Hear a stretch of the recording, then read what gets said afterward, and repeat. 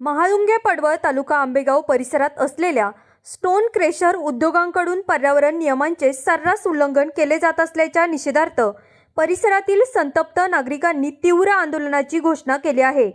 आज सोमवार दिनांक 8 डिसेंबर 2025 पासून या धरणे आंदोलनाला सुरुवात झाली असून मागण्या पूर्ण न झाल्यास आत्मक्लेश आंदोलनाचा इशारा देण्यात आला आहे। पर्यावरणाचा होणारा ऱ्हास आणि नागरिकांचे आरोग्य धोक्यात आल्यामुळे हे आंदोलन पुकारण्यात आले आहे। धरणे आंदोलन सोमवार दिनांक 8 डिसेंबर 2025 ते मंगळवार दिनांक 9 डिसेंबर 2025, आत्मक्लेश आंदोलन बुधवार दिनांक 10 डिसेंबर 2025 मागण्या पूर्ण न झाल्यास महाळुंगे पडवळ फुलेवाडी येथील नागरिकांनी अतुल स्टोन क्रेशरमुळे होणाऱ्या गंभीर त्रासावर आपले म्हणणे मांडले आहे। शेतीचे नुकसान, क्रेशरच्या धुळीमुळे शेजारील शेतजमीन व्यवस्थित पिकत नाही, परिणामी शेतकऱ्यांचे मोठे आर्थिक नुकसान होत आहे। घरांना तडे, क्रेशरच्या ब्लास्टिंगमुळे परिसरातील अनेक घरांना मोठे तडे गेले आहेत, ज्यामुळे घरांची सुरक्षितता धोक्यात आली आहे। पशुपालनावर परिणाम, धुळीच्या प्रचंड प्रमाणामुळे या ठिकाणी गाय गोठा किंवा कुक्कुटपालन करणेही अशक्य झाले आहे। धुळीमुळे नागरिकांना श्वसनाचे आणि आरोग्याचे गंभीर त्रास सहन करावे लागत आहेत। नागरिकांनी अतुल स्टोन क्रेशर या उद्योगाला महाळुंगे पडवळ ग्रामपंचायतीकडून दिलेला ना हरकत दाखला कायदेशीर आहे की बेकायदेशीर याची सखोल चौकशी करण्याची मागणी केली आहे। हा दाखला 10 वर्षांपूर्वी देण्यात आला असला तरी सध्याच्या गंभीर परिस्थितीच्या पार्श्वभूमीवर त्याची वैधता तपासणे गरजेचे असल्याचे नागरिकांचे म्हणणे आहे। या सर्व गंभीर त्रासांमुळे हा स्टोन क्रेशर त्वरित बंद करण्यात यावा अशी नागरिकांची ठाम मागणी आहे। या संदर्भात कोणालाही आपले म्हणणे मांडायचे असल्यास त्यांनी सिद्धांत प्राईम न्यूज चॅनलशी संपर्क साधावा। आज या ठिकाणी आम्ही ग्रामपंचायत कार्यालयाच्या समोर धरणे आंदोलन या ठिकाणी करत आहोत। आमचा विषय अतुल स्टोन क्रेशर या संदर्भात आहे।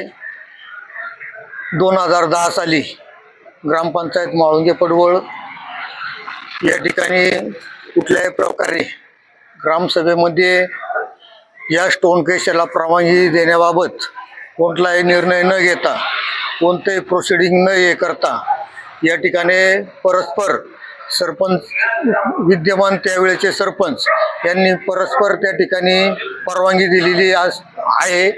परंतु ती परवानगी देत असताना स्थानिक शेतकऱ्यांची कुठल्याही प्रकारे तिथं हरकती मागवल्या नाहीत। त्याचप्रमाणे ग्रामपंचायतला प्रोसिडिंगला कुठल्याही पद्धतीचा तो विषय घेतला नाही, ग्रामसभेला विषय घेतला नाही। परस्पर या सगळ्या कारवाया झाल्यामुळं त्यांनी परस्पर बाकीच्या ज्या परवानग्या आहेत त्या परवानग्या परस्पर भेटत नाही असं नाही, परंतु लेटर याडवं सरपंचाच्या सहीचा दुरुपयोग करून त्यांनी त्या ठिकाणी परवानग्या मिळवल्यात किंवा काही हे आम्हाला माहीत नाही। परंतु त्यांनी ज्या परवानग्या मिळवल्यात, आमची ग्रामपंचायतकडे एकच मागणी आहे की त्यांनी ज्या परवानग्या मिळवल्यात त्या कशा मिळवल्यात, आम्हाला त्यावेळेचा ग्रामसभेचा ठराव द्या। त्यावेळी ग्रामसभेमध्ये झालेला विषय कितव्या नंबरचा विषय होता, त्या ठिकाणी त्या ठरावाला कोण सूचक अनुमोदक होतं, या सर्व विषय आम्हाला द्या असं आम्ही ग्रामपंचायतकडे गेल्या 4-5 वर्षापासून मागणी करतोय। परंतु ग्रामपंचायत आम्हाला त्या संदर्भामध्ये कोणते असे देत नाही। ग्रामपंचायतने आम्हाला लेखी दिलेला आहे, हे आत्ताही मी तुम्हाला दाखवू शकतो की त्या ठिकाणी ग्रामपंचायतने आम्हाला लेखी दिलेला आहे की प्रोसिडिंग तपासले असता त्या ठिकाणी कुठल्याही प्रकारचा ठराव आढळून येत नाही। याचा अर्थ असा होतो की हा बोगस ठराव आहे आणि बोगस ठरावाच्या आधारे हे प्रमाणपत्र त्यांनी मिळवलेले आहेत। आमचा विषय असा आहे की तुम्ही एकतर आम्हाला ती कागदपत्र द्या ठरावाची, किंवा जर तुमच्या कागदपत्र नसेल तर कारवाई करा। हा साधा आणि सोपा आमचा विषय, याच्या व्यतिरिक्त आमचा कुठलाही विषय नाही।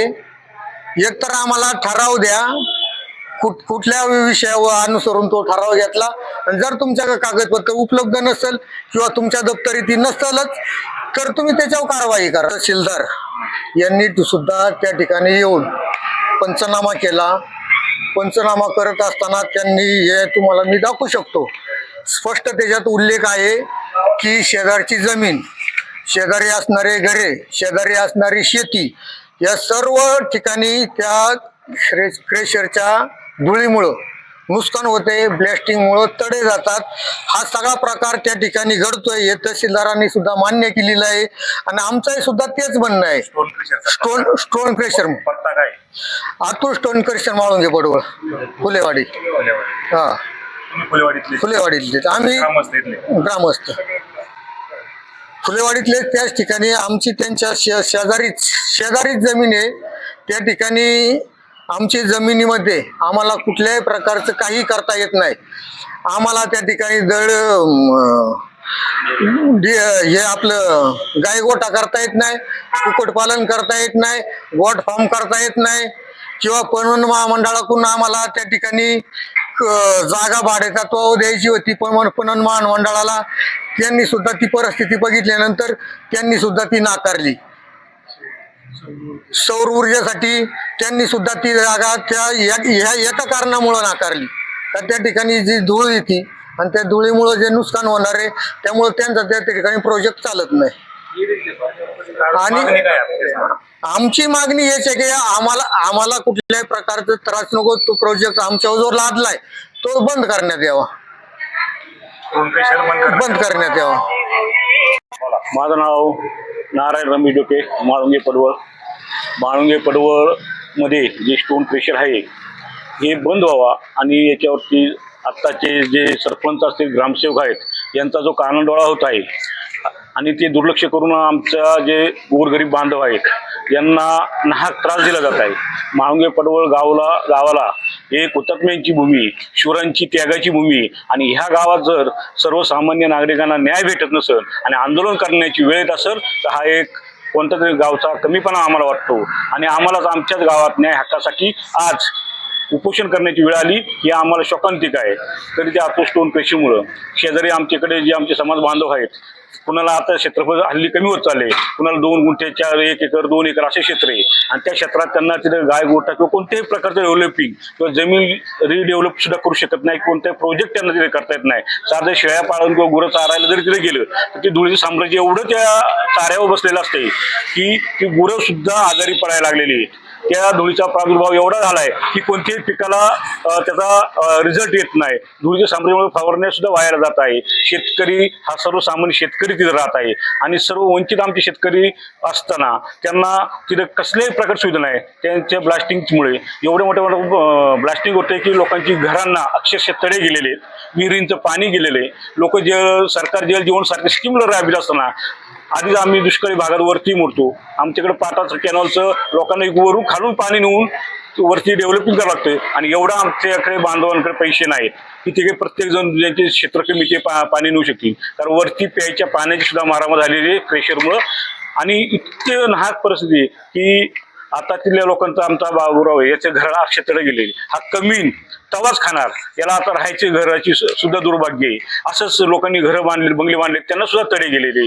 आणि मग जर सर्वसामान्य कृषीप्रधान शेतकरी आहे जर देश आहे तर तुम्ही शेतकऱ्यांना जगवण्यासाठी एका क्रेशरवाल्याला जगवताय, हे कुठेतरी कमीपणा आहे. तुम्ही शेतकऱ्यांच्या भल्याचा विचार सरकारने करावा, ग्रामपंचायतीने करावा. ग्रामपंचायती भाऊसाहेब असतील, सरपंच असतील, यांना सातत्याने पाठपुरावा आमच्या ग्रामस्थ करीत आहेत. तर त्यांनी सुद्धा त्याच्याकडे ज्या तत्परतेने लक्ष दिलं पाहिजे तेवढं नाकर्तेपणा दाखवत आहेत, ते सुद्धा दुर्लक्ष देत आहेत. त्यांचा सुद्धा आम्ही ग्रामपंचायतीचे भाऊसाहेब असन, ग्रामपंचायत असन यांचा आम्ही सर्व ग्रामस्थ तीव्र शब्दात निषेध करतोय की तुम्हाला आम्ही प्रतिनिधी आमच्या समस्या सोडवण्यासाठी दिलेले आहेत. आमचं म्हणणं ऐकण्यासाठी, पण ते आमचं म्हणणं ऐकून न घेता, समस्या न सोडवता पैशाच्या आतून स्टोन क्रेशर हा पैशावाला माणूस आहे याच्या पाठीशी उभे राहतात आणि आम्हाला ग्रामस्थांना कोणत्याही प्रकारचं सहकार्य ग्रामपंचायतीतून भेटत नाही. हा आमचा निषेध आहे. आम्ही ग्रामपंचायतीमध्ये 2013 पासून कागदपत्राची पूर्तता करतोय आणि आज 28 तारखेला 28/11 आम्हाला ग्रामसेवकांनी म्हणजे शासकीय अधिकाऱ्यांनी काय सांगितलं, तुम्ही जिल्हा अधिकाऱ्याकडे जावा, यांचं काय काम आहे, आम्ही तुम्हाला कागदपत्र ग्रामपंचायत म्हणून तुम्हाला कागदपत्र देणार, हे म्हणतात तुम्ही जावा. यांना आम्ही सांगितलं तुम्ही एक रिपोर्ट सादर करा, रिपोर्टही सादर करत नाही, काहीच करत नाही. हे कागदपत्र दिलेत आम्हाला, आमच्याकडे काही नोंद नाही. हे कागदपत्र जिल्हाधिकाऱ्याला द्यायचे, आमच्याकडे नोंद नाहीये, तहसीलदारला द्यायचे, मंडलाधिकाऱ्याला द्यायचं, हे कोणालाही आजपर्यंत कोणाला कागद गेला नाही यांच्याकडून. आम्हाला सांगतात तुम्ही जावा. म्हणजे आमच्या डोक्यावर तो येऊन बसवला यांनी आणि आम्हाला सांगतात तुम्ही कारवाई करा त्याच्यावर. आम्ही कशी काय कारवाई करणार? आमच्या अधिकारात येत नाही हे सांगतात. हे होऊ नये आणि ते बंद झालं म्हणजे झालंच पाहिजे. याच्यात कोणतंही लिगल मी जमीनदार आहे तिथला बाजूचा चतुर्समावाला. एक एनओसी सही नाही माझी. 7/12 माझा आहे तिथे. याचा 7/12 आहे, त्याचा 7/12 आहे. एकाची सही नाही, एनओसी पाहिजे. एकही एनओसी नाही तिथे शेतकऱ्यांची. 2013 पासून आम्ही लढतोय. 2013 पासून कागदपत्र आहेत आमच्याकडं. ठीक आहे. ग्रामपंचायतीमध्ये 50 अर्ज असतील पण एकाही अर्जाला त्यांनी सगळ्यांना केराची टोपलीच. कुठेही जा केराची टोपलीच. शेवटी आम्हाला नाईलाजाने इथं बसावं लागल्यात.